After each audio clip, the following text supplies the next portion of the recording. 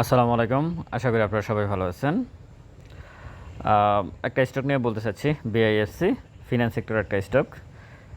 এই স্টকটা এখন যে অবস্থায় আছে, এই অবস্থায় কোনোভাবেই আসলে এন্ট্রি নেওয়া যাবে না, কারণ তার ট্রেন্ডটা ডাউন ট্রেন্ডে আছে।